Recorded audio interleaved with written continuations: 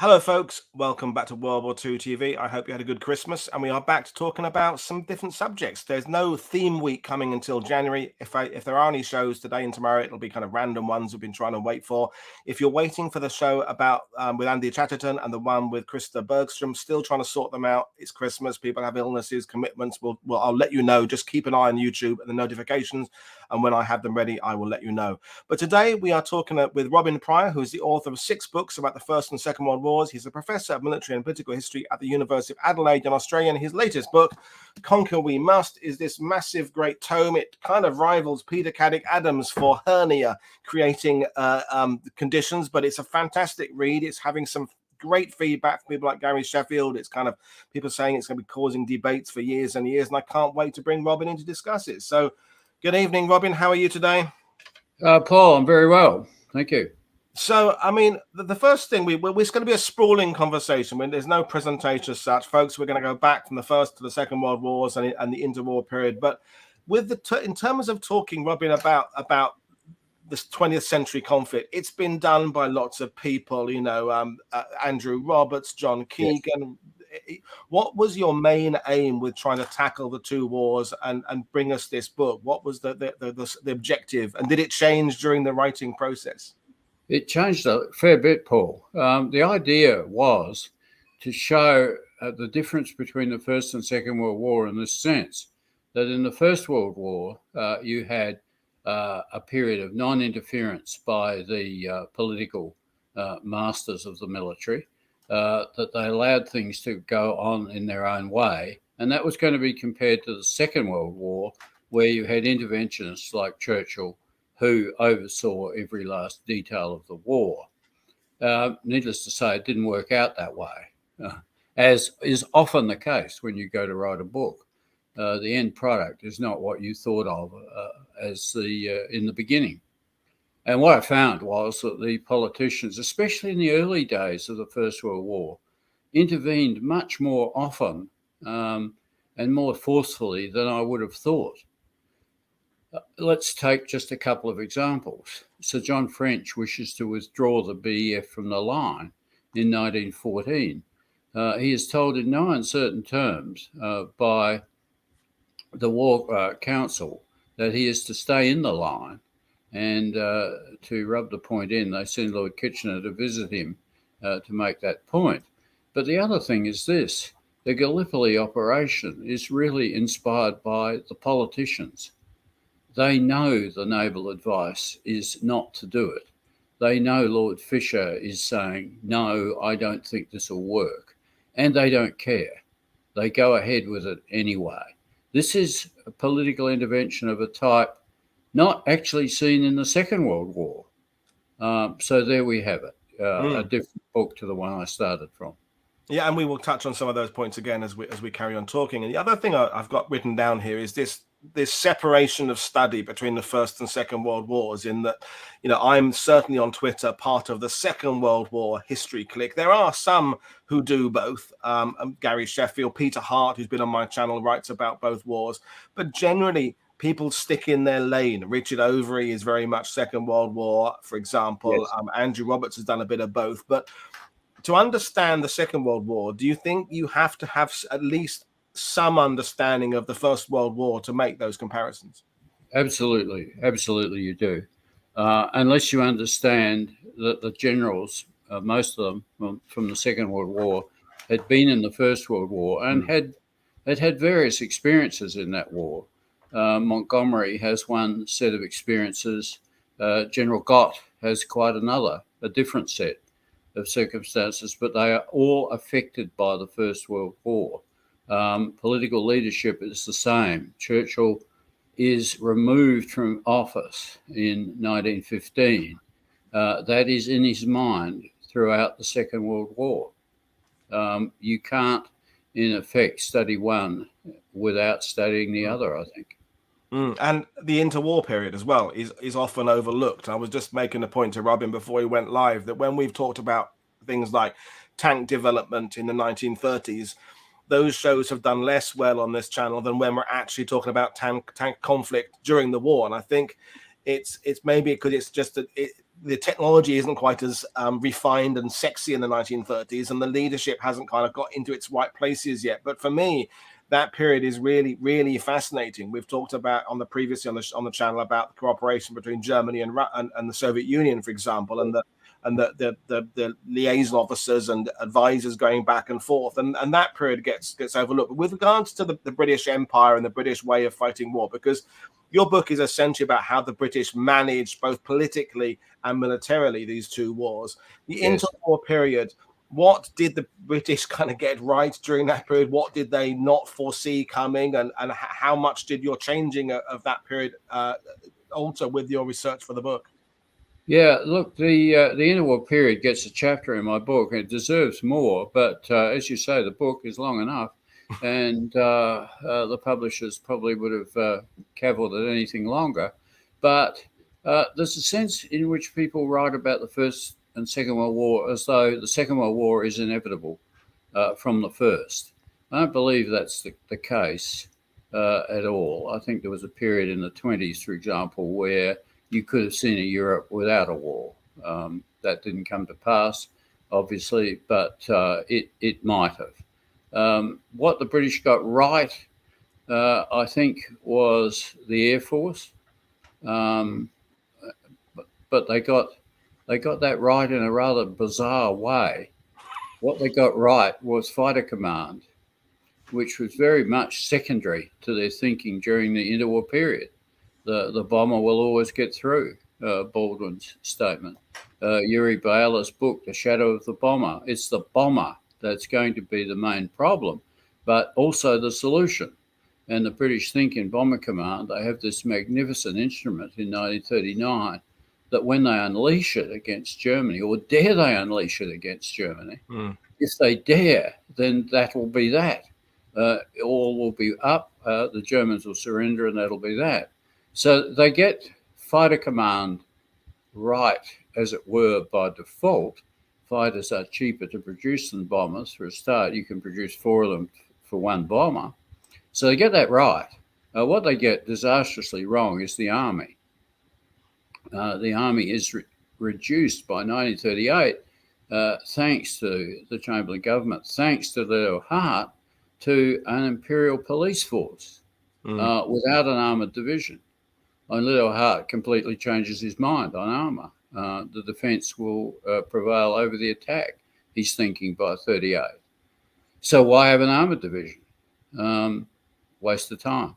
An imperial police force is where it's at. Well, we know that in 1939, 1940, that was not where it was at. So they get the army disastrously wrong, part of the Air Force right, and the Navy sort of in between. Britain still has a large Navy in 1939, and after the Norwegian campaign, it's even larger than its opponent, most of which has been sunk off the coasts of Norway. So it's a mixed bag. The Army disastrously wrong, the Air Force partly right, and the Navy not too bad. Well, that's a great little summary then. We will touch on bombing again, because as a resident of Normandy, where I tour the beaches all the time, that the D-Day bombardment plan, the transportation plan is something that always is asked about. And we want to touch on that later on. But I'm thinking that you've already mentioned some names. Little Hart, Montgomery, Churchill, Chamberlain have come up in the conversation already. We're 5 minutes in. These are people that around the world, everybody has an opinion about them, and those opinions tend to not really be changed. People either love Montgomery or hate Montgomery, or they think Chamberlain was doing the right thing or the wrong thing. As someone who's written, previous books about it, you've taught history for a long time. How difficult is it to go into a mammoth study like this and try and refresh your own interpretations of these individuals? Because once any of us get an opinion in our head, it's very difficult to shift that. So Little Hart, for example, is an incredibly important figure in the 1930s, but he divides opinion. So do you try and, when you clear the desks for a writing process like this, do you try and kind of get rid of previous ideas and go back and start again, or can you not help but be influenced by what you've already decided?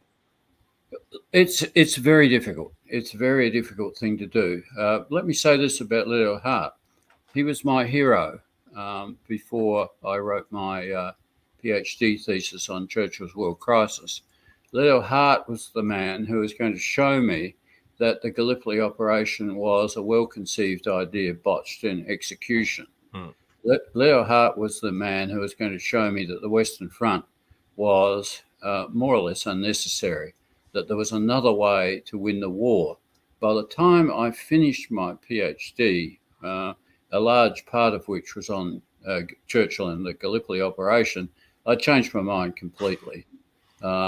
I thought this, the indirect approach, hit them where they ain't, is all very well, but actually sooner or later you have to hit them where they are. And in that sense, I came to the reluctant conclusion that Haig and the Westerners were right after all, and that Leo Hart and people like him were wrong. It's difficult, though, to shift perceptions like that. I mean, that was many years ago, and I've changed my mind on Leo Hart. I haven't changed it back. It's still my opinion now. My opinion of Churchill, I suppose, has changed. Again, he was the great villain in some ways of my PhD thesis. He executed the Dardanelles. It was badly done. It didn't get anywhere. A lot of people died unnecessarily, and so on. I've changed my mind about one WSC since then. Not about Gallipoli, though. I still think it was a bad idea, poorly executed. But Churchill, in the Second World War, was the essential man. Well, I mean, the thing about Churchill is it's all about nuance, isn't it? You can, and as someone who mostly admires him, but also realised there's elements of his career that you can go, well, that's a bit dodgy, we would say in modern parlance. And but one of the things I liked about your book, and I have to confess, I haven't read every single chapter of it. I cherry picked various ones I wanted to read, and I'll go back and finish it at some other point. And this particularly applies to the Second World War, but it could apply to the First World War. And what you're saying about Gallipoli is, and I'm sort of condensing it to one phrase: is Britain fought where it did because it either had to or was forced to. And in the Second World War, particularly, I want to talk about later on with you the relationship that Britain had with the USA, which changed as Britain went from being a senior partner to a secondary, and possibly even, when you count the Soviet Union, a third partner in the engagement. But what do you mean by fighting where they had to or where they were forced to, broadly speaking? In the First World War, there was no alternative to the Western Front. This is where the German army was. Why was it there? It was there because it wanted to overrun France and Belgium, and it was enabled to be there in large numbers because of the sophisticated railway system. The Allies, the British and the French, could only deploy similar numbers with a similar railway system behind them, which was the Western Front. Anywhere else was more or less irrelevant. Gallipoli, even if Constantinople had fallen to the British in 1915, where would they have gone from there? There was one railway up the Danube, and the Alps were in the way. People forget the Alps. The Alps bar the way into southern Germany. Anybody who's been there knows that. So even if Gallipoli had been, as it were, successful, it wouldn't have achieved its ultimate aim of getting into Germany via the back door. In 1939-40, Britain tries to reprise what they did in the First World War. They will fight with the French on the new Western Front. But of course, as we know, they wouldn't fight there for long. The collapse of the French army and Dunkirk precludes that. Where else could they fight? Where did British territory, as it were, coincide with Axis territory only on the Egyptian-Libyan border? That's where they fought. This is not some cunning plan of Britain's to cut a figure in the Mediterranean and go back to its great power status of the 19th century. It's fighting where you can. Where else, when you think of it, could Britain have fought in 1940? Where could they have engaged Axis troops? Only there. Hitler actually helps bail them out by sending his own forces to North Africa, so that they have an enemy to fight. So Britain fights in both wars where it has to rather than where it would like. Well, that's a very good point you made about the fighting in Egypt and Libya there, because there is, in a sense, where some of the strains between the British and Americans began, because of what you said, the US perception that the British have always got one thought on empire and how the world was prior to prior to both world wars. But you're making the case that actually the British were going, or the Allies were going there simply because that's where the enemy were and that's where the enemy could be engaged. So this relationship, and again, to bring it back to the First World War, is the First World War, Britain were the senior partner pretty much throughout. Everyone else joins in, but they are there in pole position, so to speak, beginning 14 right up to 18. In the Second World War, Britain does have to adjust its position within this hierarchy of other nations getting involved. We have this perhaps cliched idea of Britain standing alone in 1940, which you realise isn't Britain standing; it's Britain and its empire and all the other countries that were sending people to the aid. But by the end of the Second World War, definitely Britain has been overshadowed by other people. So that relationship between Britain and USA, it's not really given a chapter as such, but it's a thread that runs all the way through your book. Yes. And as an Australian looking at it, is that maybe the best way of looking at it? So you don't have a foot in either camp, and maybe you can see this more objectively?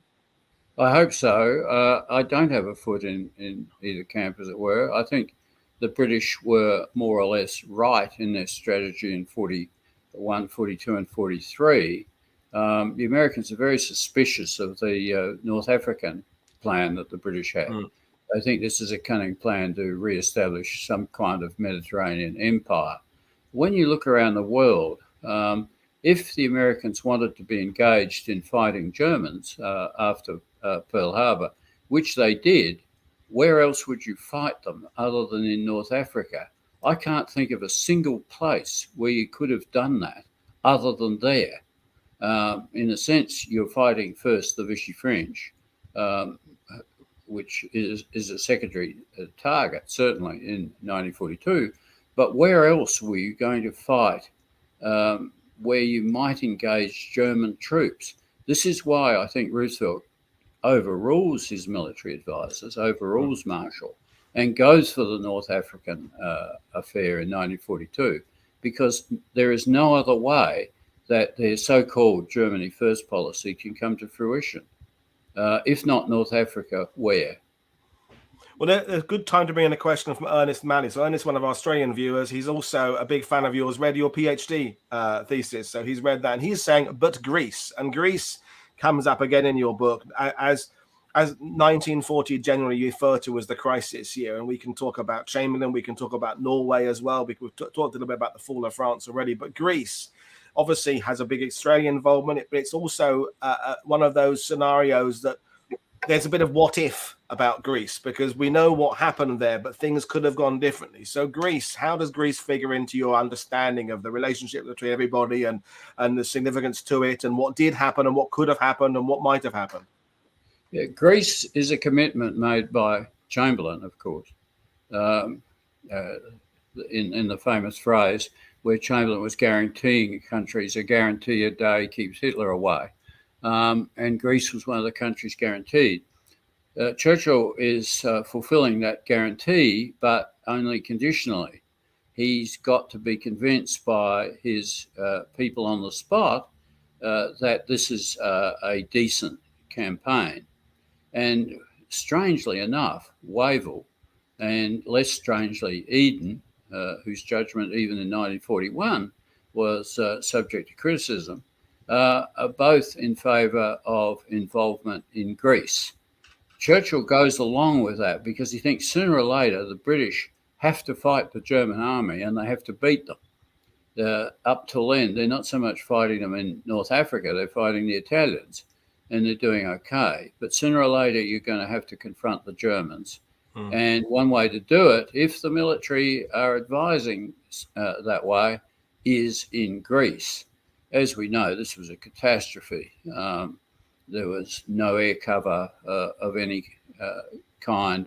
The force was improvised, largely Australian and New Zealand the whole campaign was a disaster. Churchill learns from that, I think. He learns not to trust Eden for a start.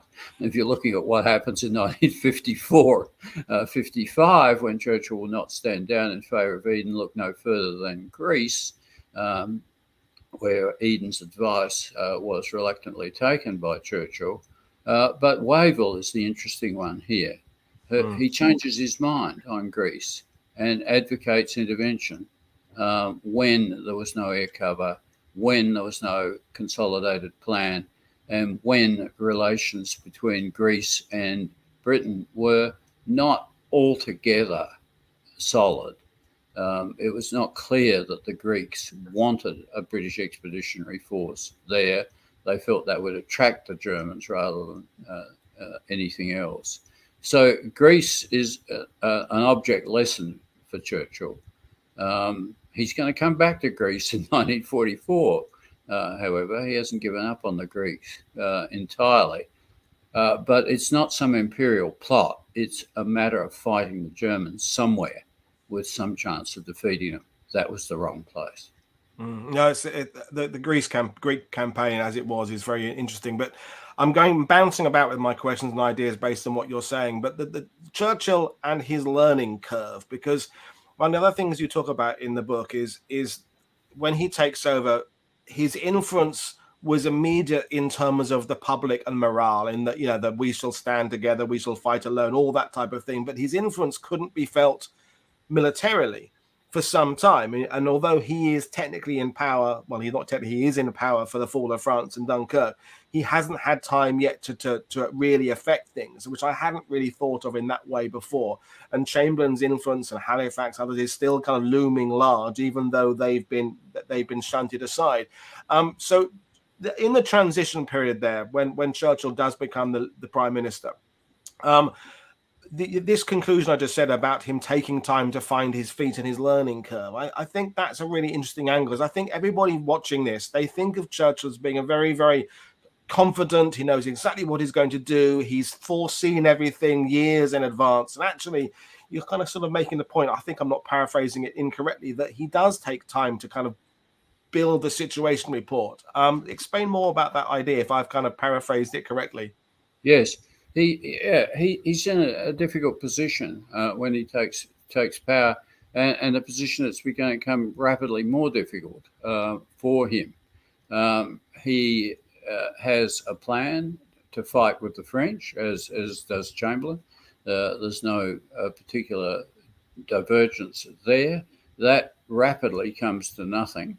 Churchill tries his best to keep the French in the game by sending many more fighter planes than he said he would to France. He tries that, it fails as Dunkirk. What is he to do after Dunkirk? He has only got the Middle East. He has got Wavell and the rather small army that Britain has in Egypt in 1939. What can he do? He can build that up very, very slowly. It takes a long time to shift the division and armour from Britain to Egypt. And luckily in this period, he is at one with his military advisors, Dill and so on, of the same mind. There is no split between them. Churchill wants to send convoys through the Mediterranean before they do. He wants to do things much more rapidly than they can, but they both have the same strategy. And that is to build up a force in Egypt and see what happens. Really, he can't do much more than that. Where his importance lies is in the political sphere, in warding off Halifax and Chamberlain. Halifax in particular, who wants some kind of peace overtures with Italian intervention. Churchill knows that will be disastrous, and that's where his importance in 1940 lies. He doesn't, as it were, win the Battle of Britain. That is won for him by people like Dowding, and in particular, one of my admitted heroes, Keith Park. They win the battle for him. He provides as it were, the inspiration and the determination to go on. But militarily, there's not a lot he can do. Mm. I mean, it's interesting when talking about Churchill, because we've got getting questions coming in. For example, so Ian Carr is asking how important was Attlee to Churchill through the war, and you've already mentioned Halifax. Brooke has come up in the sidebar conversation as well. Do you think us British spend too much time talking simply about Churchill and not talking about the cabinet, not talking about the advisors, not talking about the chiefs of staff generally? I mean, I think when we've had shows on World War II TV and we've talked about El Alamein and we've talked about Wavell and Montgomery later, we tend to forget the staffs these people have around them and just think it is a single, almost dictatorial type organization like the Third Reich, you could describe, is very much in one guy at the top deciding everything. But the Allies, it's always committees, it's always departments, it's always cabinet. So are us British guilty of focusing too much on Churchill as an individual? I thought so. When I started the book, I thought I will show in this book what other members of the cabinet contributed to military operations and to grand strategy. Actually, they contributed hardly anything. Churchill calls the war cabinet together when he wants them to reinforce an opinion he's already arrived at, right? Often against the military. For example, when he's thinking up alternative plans for the Far East to land in Sumatra and to liberate Singapore that way, he calls the war cabinet in to support him as against the military staff then, who don't want anything to do with this. Alan Brooke hates this plan. Cunningham hates it as well. And Portal remains silent. But so the war cabinet is used by Churchill when he's in a spot, either with the Allies, the Americans in particular, and we can talk about that later on. But when he's in a spot with his own military advisors, he won't overrule them. He tried that in 1915 and it didn't work. And he's not going to do that again, but he will use the war cabinet for his own purposes. And it has to be said that the war cabinet generally go along with what he has to say. Attlee and Bevan and people like that are immensely important on the home front. The mobilisation of the British economy couldn't have taken place really without them, especially Bevan, in my view, one of the heroes of the war. But on military strategy, these people don't loom very large at all.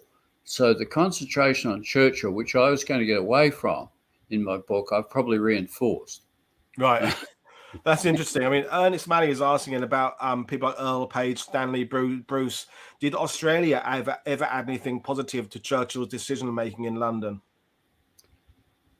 Yeah, Churchill has a interesting relationship with Australia and with especially with John Curtin, the Labor Prime Minister. They don't think Churchill doesn't think highly of Curtin. Brooke thinks even less of Earl Page, who he says has the mind of a greengrocer, whatever that means. But it's nothing flattering, I think we can assume. Churchill, though, is a man of his time and he is a man of empire, and I don't believe he's going to stand by and let Australia go down the drain, or New Zealand either. The question is, are the Japanese really intent on invading Australia? From London, he thinks no. From much closer in Canberra, Curtin thinks yes. And Churchill's been wrong on Japan in the past. He said that they wouldn't commit a mad dog act like attacking Singapore. Well, not only have they attacked Singapore, they've attacked the United States as well. Churchill knows that sooner or later that means the war's over and that Britain will be on the winning side, but he doesn't know the detail. And Curtin from Canberra can hardly be blamed for saying, well, wait a minute, you're wrong about Singapore. You might be wrong about Australia. Send us some stuff. Churchill is in the embarrassing position of not having any stuff to send, though eventually it is sent. But Australia plays a significant role in the Churchill papers. the correspondence between Churchill and Curtin is voluminous. It runs into hundreds of letters, and the tone changes from 1942, one of hostility, and Churchill is saying, well, they're only a Labor government, what would they know? Majority of one, they've got to pander to the trade unions, all this rhetoric that you might imagine. It changes from in 1944-45, it's quite different. They have a working relationship of some significance. Churchill is being asked to provide a Governor-General for Australia. He offers Lord Wavell. For Curtin, that's not good enough. He wants a member of the royal family and gets the Duke of Gloucester, the King's brother. This is quite a different correspondence from the one bruited about in Australia from 1942. We got on well enough by 44. That's an interesting response there. But as we've now brought up the Southern Hemisphere and the Japanese expansion, the Eastern Empire, we've talked a little bit about the Western Front. We will touch again on the Western Front and the Second Front later on. But the Eastern Empire, you make the point that the British perhaps, or the Commonwealth, gave it up a little bit early. But then what was the alternative? Touch on that a little bit, if you wouldn't mind. It's an attitudinal thing that's interesting here. And one of the most interesting is Brooke, who's by now CIGS. And Brooke looks at the situation in Singapore, and almost the first entry in his diary regarding Singapore is it's all up. It's gone. There's nothing we can do for Singapore. What can we do for Burma?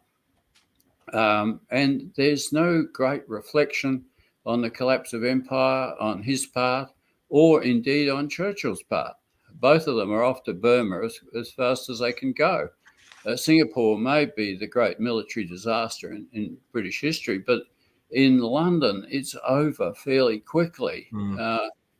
When they get back to business, it's the business in the Mediterranean that concerns them, and what kind of a figure Britain is going to cut in the Mediterranean and in Europe, rather than the kind of figure it has ceased to cut in the Far East. Churchill at least tries to get that back with his strategy of liberating Malaya and Singapore in 44-45. Brooke will have nothing to do with that, nor the other chiefs either. They want to be with the Americans in the Pacific because they know that's where the action is, and the chiefs want to be in on that action. When the Americans defeat the Japanese, they want a British fleet to be there as part of that. There is no sense that the chiefs of staff are concerned for more than 5 minutes about the collapse of the British Empire in the Far East. Churchill, less often than you might think. I mean, that again is just really fascinating, and this idea of the chiefs again and their influence is something we're going to touch on later on. I mean, again, folks, we're bouncing about the wars and the theatres and the years with this, but it doesn't really matter at all. I want to go back because we did mention him briefly, but you talk a lot about 1940 as the crisis year, and Chamberlain, and Chamberlain again. Every now and then, a historian puts another version of the appeasement things. I liked Tim Bruvery's book; was really, really challenging. It got me to thinking about things. But Chamberlain, your one of your angles is Czechoslovakia is rather overlooked in this process, and the focus is put on Poland and the deal with Poland. So Chamberlain did, again, the same kind of question. Did you go into this book with an opinion about Chamberlain that changed? Did it adjust? Have you always felt the same thing about Chamberlain? I mean, it's. I feel he's always a bit hard done by, but tell us all about Chamberlain and Czechoslovakia.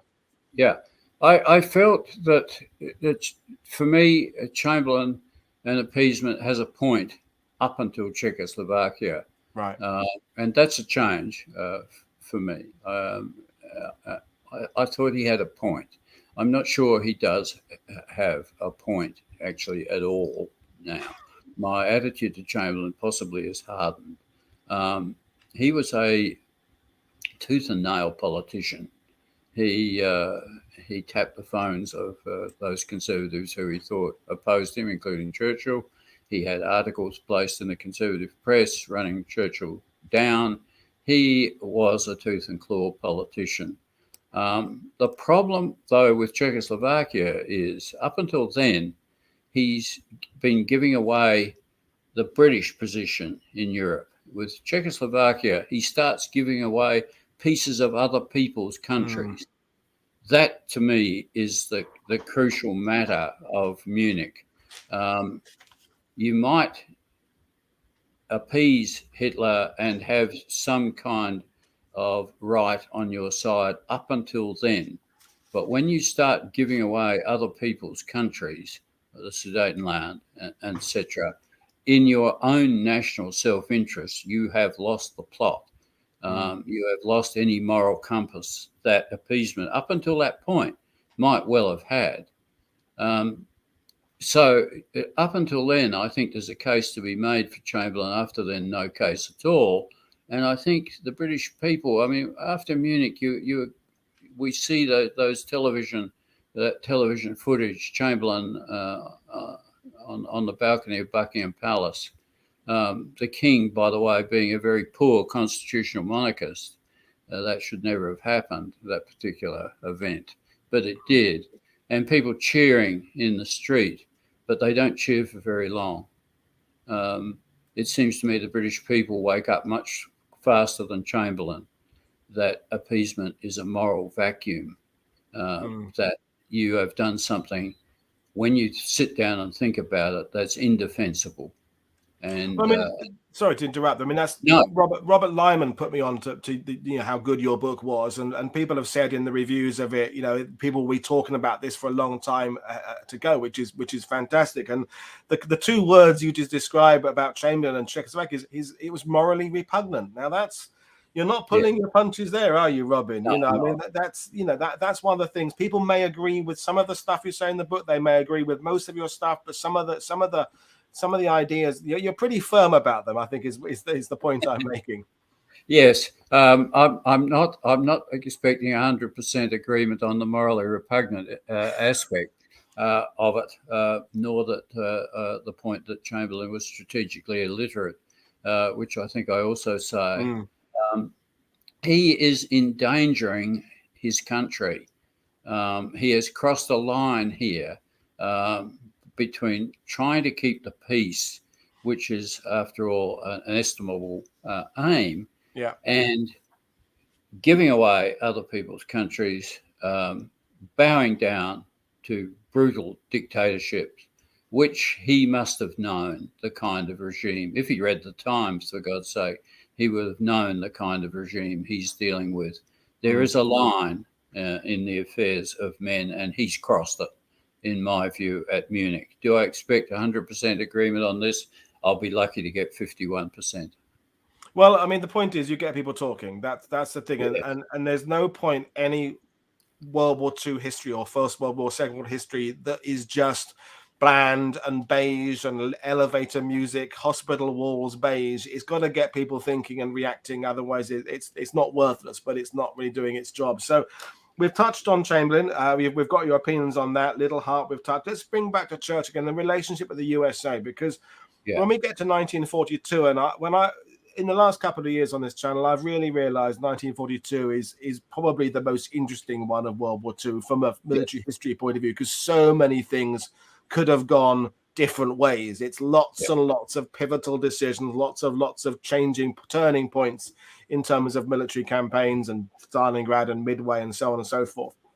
But when Churchill is at his best, it's keeping his relationship with the USA, because one of the things you make the point on is his insistence on dissuading the US from beginning a second front too early. Now, that's one of the things that a stick that Churchill is beaten with by people, that he didn't try and aid the Soviets sooner. People talk about Dieppe being a part of the appeasement things with Stalin. This idea of Churchill holding the reins on the USA and kind of keeping them in check in that period there. Expand more on that, please. Yeah. I think this is one of his important, perhaps his second most important contribution in the entire war. The first is keeping Britain in the fight. The second, though, in 1942, the Americans are gung-ho for some kind of operation across the Channel. call it sledgehammer, call it roundup, call it what you will.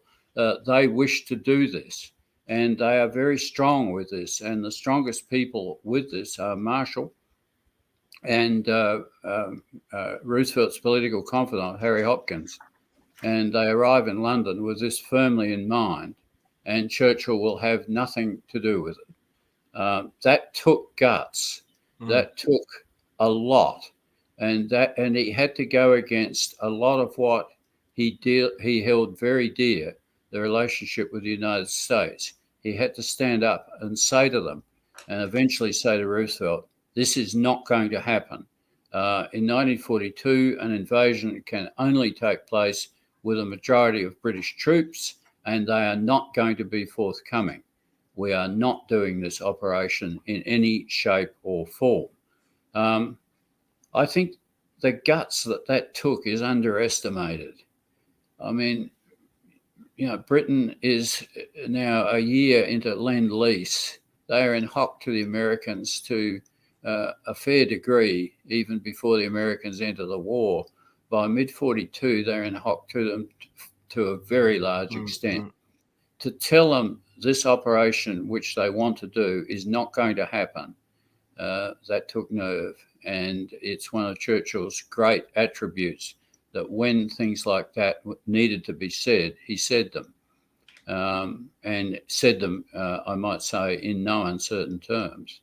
And in 1942, we must remember that Britain still had the whip hand in that it had the troops. It didn't have enough, but it had what there were, and it had the ships.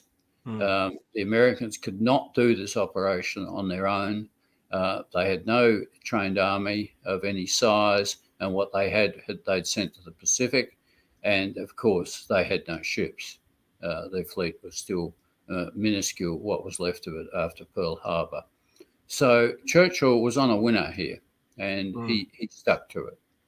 And is this where the understanding of the First World War looms again? Because another one of the threads that runs through your book is that the British, and by extension the Commonwealth, idea of minimum cost and the risk averse that is born out of the First World War experience. Because that's Montgomery in a nutshell there. If we wanted to understand Montgomery's handling of the Western Desert and the Western Europe, it's about minimum loss and assessing those risks. Is that where the US and the British have a kind of a difference of opinion because of their First World War experiences?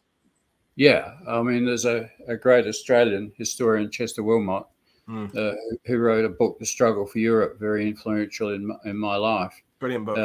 Where he said that the American view of war was merely to propel the industrial capacity of the United States onto the battlefield as fast as possible and have done with it. That's the way they fought their wars. That's the way the North had beaten the South in the Civil War, and that was the way to deal with Hitler in the Second World War. Churchill didn't necessarily disagree with that. He just thought the time correctly wasn't right, and that, as he knew very well, and that the Americans did not know, was that the German army was awfully difficult to defeat. Churchill had a lot of experience in that in 1940-41. The Americans had not yet had that experience. They were going to have it at Kasserine and elsewhere. So, yes, that's right. The thing about Montgomery, too, is that Churchill and Montgomery are not necessarily a good match, actually. Churchill's for dash and so on, and partly why he appointed Gott before Montgomery. Montgomery is an attritional general. He's learnt a few lessons from the First World War, but one isn't that attrition doesn't work. Attrition works if you employ it correctly, which he does at Alamein with gigantic artillery concentrations, and he's going to do it again in Normandy. This is not Churchill's way of waging war at all, or not the way he thinks war ought to be waged. But listen, if Montgomery is employing those methods, and if he's winning, who is Churchill to complain? He's had enough losing generals in his 40, 41, 42. Now he's got a winning one. if Montgomery is winning in ways that is not entirely congenial to Churchill, and I don't think it is, then so be it. He's winning nonetheless.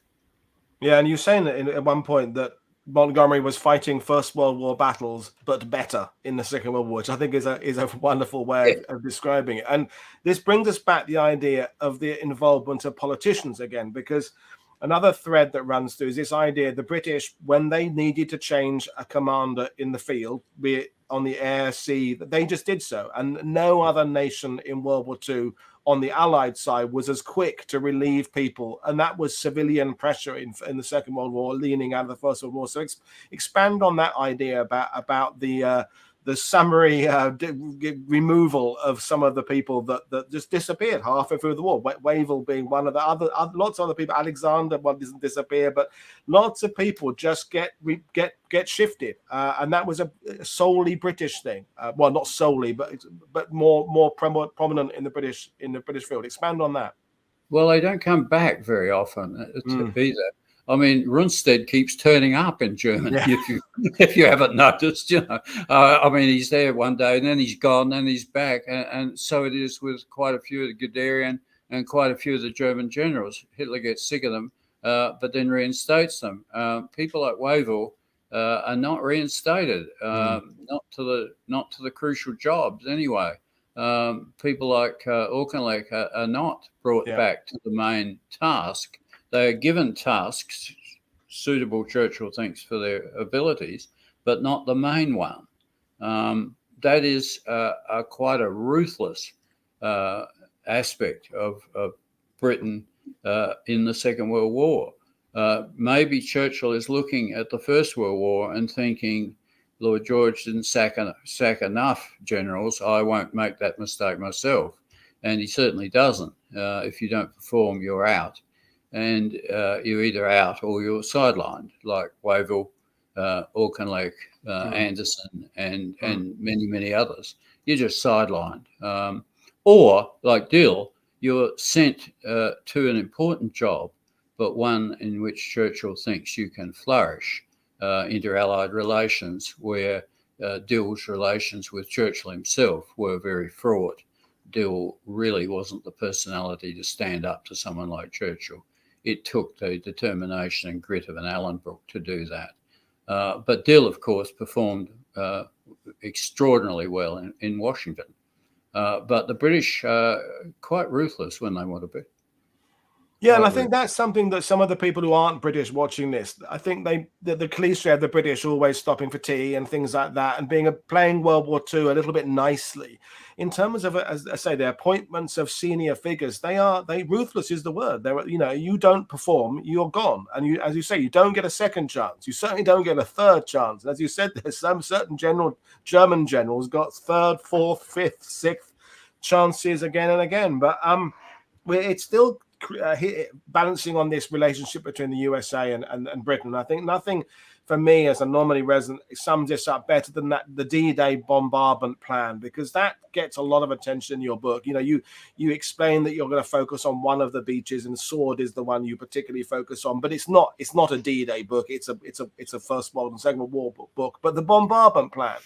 Run us through the various decisions that had to be made in that March-April period of 1944, and just how at loggerheads the two nations were, and individuals from those nations were, about what should be done about the preparation for the landings. Yeah, I mean, the Americans look at the Normandy plan and figure that one of the prerequisites, and I don't think there's any disagreement, is you have to interrupt the arrival of German reserves on the battlefield. And the way the Americans want to do that is called the transportation plan. It's developed by a lot of economists, Walt Rostow among them, in America, and it involves bombing the hell out of French communication systems, railway yards, marshalling yards, and of course, French cities and French towns. And the estimate that the Americans put on this, that it will cost 100,000 French lives. And this paper is blithely sent to Churchill. And he is appalled. He is appalled at this. His relations with the French have been fractious, to say the least, especially with de Gaulle. But Churchill cannot abide the idea that in liberating France, they might kill 100,000 French people in the process. And he protests to Roosevelt that this plan cannot go forward. It just cannot be accepted. And Roosevelt says, I rely on military advice, which is the out of the politician in all times, that they rely on the advice that they want to hear. And that's what Roosevelt couldn't care less about 100,000 French casualties in the bombing, by the way. He really doesn't think much of the French at all. Churchill is appalled. He calls in the war cabinet. This is one of those instances where Attlee and Bevan and Eden are all assembled. Churchill lays out the plan that the Americans want to carry out, and the war cabinet is unanimous in rejecting that American plan. They will have nothing to do with it. And Churchill writes to Roosevelt again, saying, I've run this by the war cabinet, and the answer is no, we are not doing this. And Roosevelt says, well, my answer is yes, we are doing it, and that's that. And of course, that is that. It's Roosevelt's decision in that sense to make, not Churchill's. They then consult the air barons, Portal, Harris, who doesn't want to do it at all, not because he wants to save the French, but because he wants to bomb the Germans some more. So there's divided opinion there. But in the end, Churchill has to bow to American pressure. What bails him out is the increasing competence of Bomber Command, in particular, which even Harris doesn't seem to realise, by the way, in 1944, that the Bomber Command can suddenly start to hit what they're aiming at. And although the casualties, the French casualties in this bombing plan are not light, they're around 10,000, I think. They're nowhere near the 100,000 projected that the Americans were quite willing to contemplate.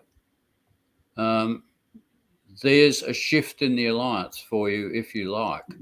Yeah, no, definitely. I mean, I did a show about a year ago with Professor Stephen Bork, who's written 2 books about them. His big one, the Beyond the Beach, is about the Alabama. And his latest one for Osprey is about the D-Day bombing. And I've had lunch with Stephen, and he's for an American vehemently against the decision that was made. And of course, there is an alternative. It's not like it's bomb or not bomb. There were other uses that could have been put with in terms of Bomber Command. Spatz was putting this idea of carrying on the oil fields, carrying on the German industry. So it's not that there wasn't an alternative, but the D-Day bombing is I think a really good example of the strained relationship between the US and Britain by 1944. And I think everybody's war weary by then. Everyone's been at it a long time.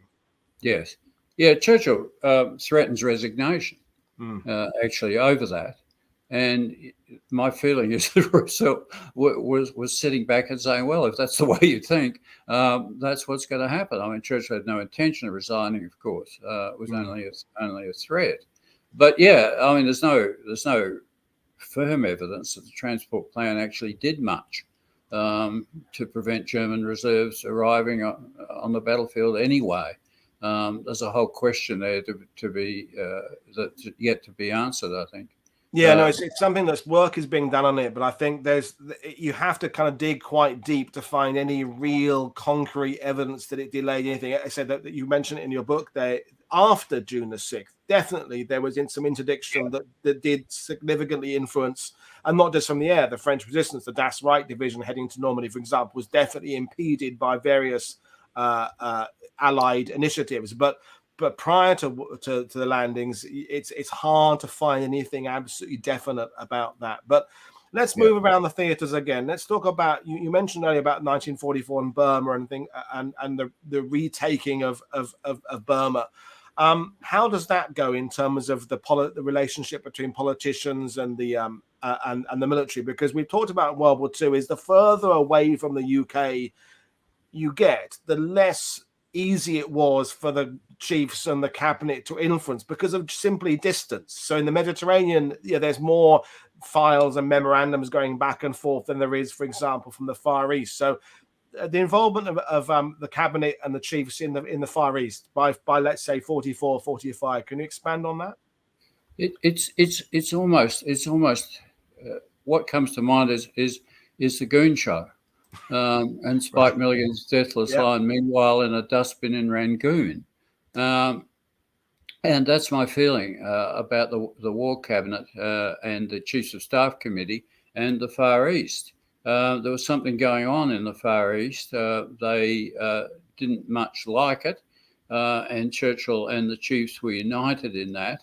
They didn't like the idea of wandering through a malaria-ridden jungle, suffering huge casualties to take back somewhere like Burma. So they came up with quite different plans. Churchill to invade Sumatra and then Malaya and Singapore, the chiefs to operate a fleet based in Australia alongside the Americans. While they're doing all this, Wavell and Auchinleck and more importantly Slim are building up an army in India, the Indian Army, the British Indian Army, call it what you will, that is becoming more and more efficient and more able to face the Japanese in the jungle and defeat them. Mm. My feeling is in London, they know very little about this and they care even less.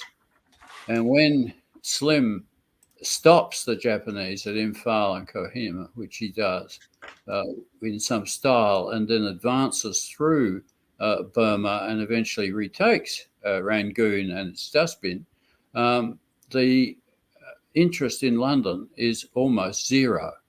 By that time, they're worried about the communists in Greece, they're worried about the stagnation of the Italian campaign, they're worried about things much closer to home than is going on in Burma.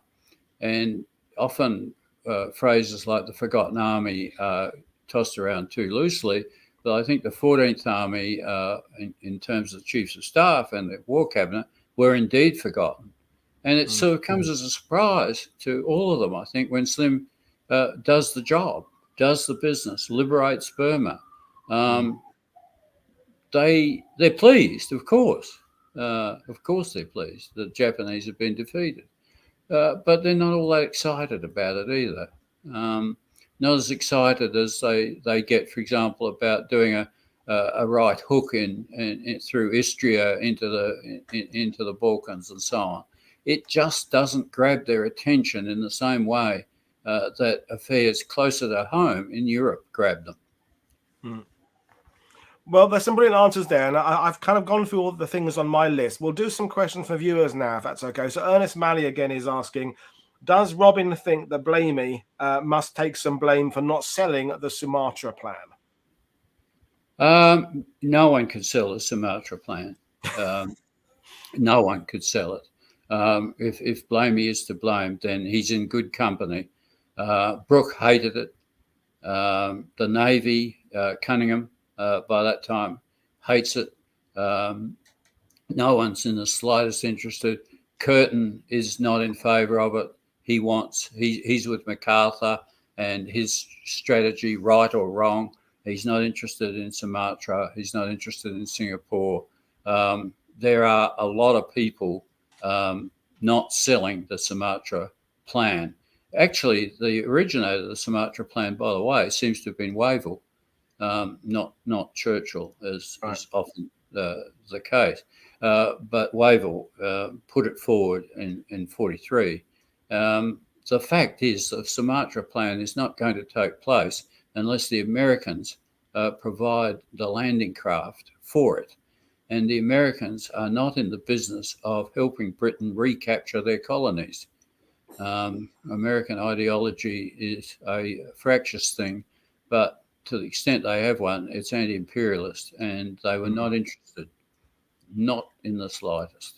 Which brings us back to that 1945 idea about the different the interaction between the US and the British and the Commonwealth, and the aims and objectives and post-war. And we had a question from Ian Carr about any reactions to Attlee post-election. So obviously, for those who have forgotten, Churchill is defeated in the general election in 1945, and Attlee is in power at the end of the war.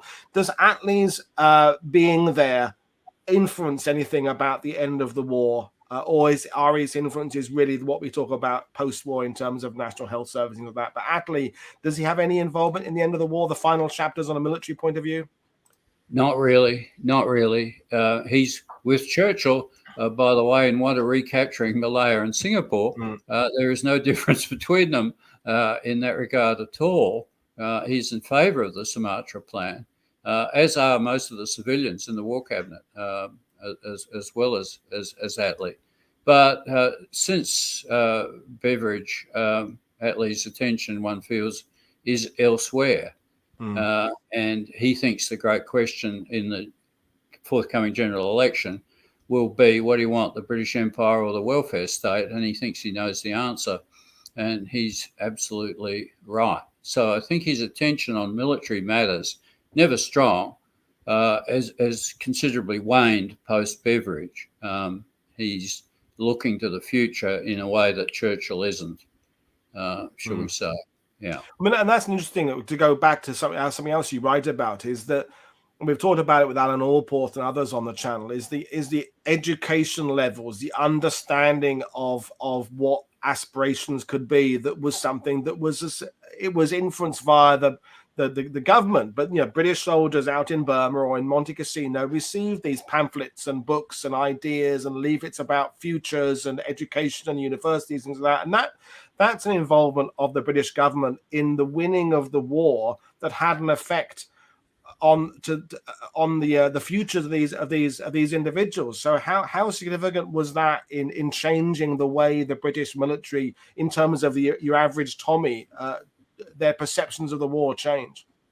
Yeah, I mean, look, some of these people had been away from home for years. This was a tough war. You didn't declare the war in 1943 over because you'd got tired of it. The war had a way of keeping going. And it wasn't a matter of saying we live now in a post-war world, like we're saying we live in a post-COVID world now. They were saying we have years to go. And some of these soldiers had been away for 3-4 years. They were also, I think, aware that what had happened after the First World War was that the homes were not built for the heroes. Lloyd George had promised homes fit for heroes to live in. They did not eventuate due to various circumstances. People were not going to have that again. I think this is an important way in which the First World War affects the Second. You were not going to have the same sort of level of disillusionment that you'd had in 1919 and 1920, where unemployment came back in very large numbers in Britain. That was not going to occur if Attlee and the Labor government had anything to do with it. So I think that was something that Churchill was not concentrating on at all. He brings forward his own plan. It's an imitation of the Beveridge plan. It would have involved some kind of National Health Service, but if you wanted the real deal, then you went with Attlee. And people who'd been fighting in places like Burma, North Africa for years decided that they wanted a better future, I think. And the First World War was the terrible example of what might not happen after 1945.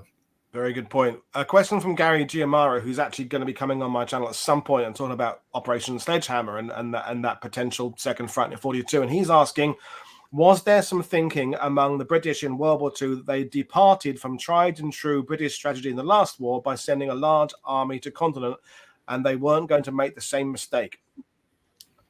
No, I don't think that's the case at all.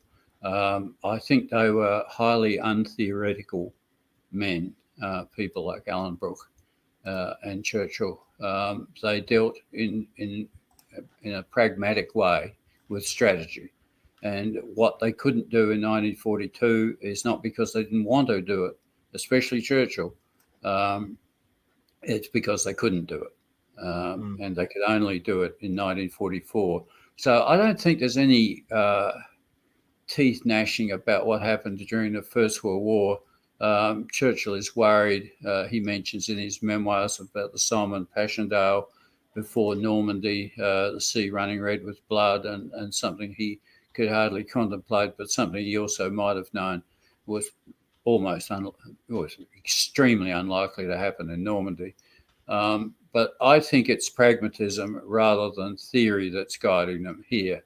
It's not the matter of sending a large army to Europe. It's sending a large army when you might be defeated. Okay, that's good one. So we've got a question. Where is it now?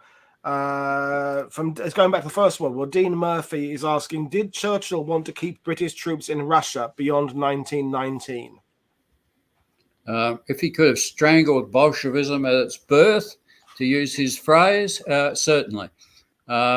Otherwise, possibly not. But it wasn't a matter for Churchill in 1919. It was a matter for Lloyd George and the French, and there was no way those troops were going to stay there longer than that. Okay, Churchill, if they could have been decisive, maybe so, but it's hard to see how they could have been. Okay, thank you for that. And then we're going back to the interwar period, and we're going back to aviation. Brent Paulus is asking, any insight onto maritime aviation being taken from the Royal Navy and given to the RAF interwar? Why, how it happened, and the consequences? Yeah, it's certainly an example of inter-service rivalry resulting in the poorest possible solution, where Britain, the inventor of the aircraft carrier, enters the Second World War with biplanes as the only air component they have, the Swordfish, which we're told time and time again was a remarkable plane. And for a biplane, no doubt it was. Mark I tank was a remarkable tank too, but could hardly stand up to a Panther. One feels the same about the Swordfish. And the inter-service rivalry is so crippling about who will own the air component. Will it be the Navy? Will it be the Air Force? That you get this terrible solution where almost nothing is done. I mean, Stephen Roskill's books on the interwar Navy are a terrible indictment of this sort of policy, where you finish up with the worst of all worlds, a number of aircraft carriers and no decent planes. Well, that's a summary of a lot of the British thinking in the 1930s. Is you kind of cut half of something sorted, but half of it not sorted. That seems to be with armor, with aviation, as you say there. The fighter plan ended up being created almost by accident.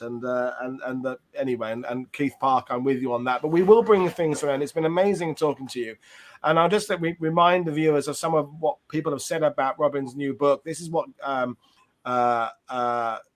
Gary Sheffield says, any book by Robin Pryor is an event, and this is no exception. Conquer We Must is a well-researched and trenchantly argued tour de force. Historians of Britain's military effort in the two world wars will be busy debating his ideas for years to come. So before we sign off, Robin, any particular points that you trenchantly made in the book that you feel you haven't made today you want to just say to the viewers?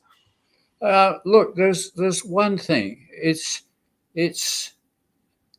Britain is often portrayed as some sort of weak link country. The implacability which they waged war in 1914 to 18, tossing out governments that wouldn't wage war hard enough. Asquith got the chop, Chamberlain got the chop. Whole governments were tossed out because they were thought not to be up to the job. The implacability of the bomber campaign is something I could have touched on a bit more, I feel. The amount of resources day after day, or rather night after night, sending poorly armed planes over Germany, night after night after night, until they wreaked havoc with Germany is something that I think ought to be brought out. When Britain goes to war in the First and Second World Wars, the implacable nature of its effort quite justifies the fear that the Germans had in both world wars of having Britain as an opponent. Well, tell you what, I will extend an invitation for you to appear again on the channel in February, because in February I've got a week about the 8th Air Force and Bomber Command. So how about you come on and expand, and we just talk about the bombing campaigns and the ideas behind it, the political influence behind it. That'd be a great show. Love to do it. Love to do it. Let's make a deal. I will get my email to you, and let's do that in February. That'd be a fantastic conversation. So I'll look forward to speaking to you then. But folks, I will leave it there. Thank you very much, Robin Pryor, for joining us. Thank you for your excellent questions. I will go back and read some of the sidebar again, because there's some great points made there. But Robin, I'm really glad we met. I'm really glad we had this conversation, and I will get back to finishing that book. And folks, I'll hold it up again. I thoroughly recommend it. It's got some great ideas in it, and the links to purchasing it are in the description below, or you can buy it at any bookstore of your choice. So thanks everybody for watching. Thank you, Robin, for joining me. This is Paul Woodard for World War II TV saying I'll see you all again next time. Cheers, everybody. Bye. Thank you, Paul. Bye. Thank you.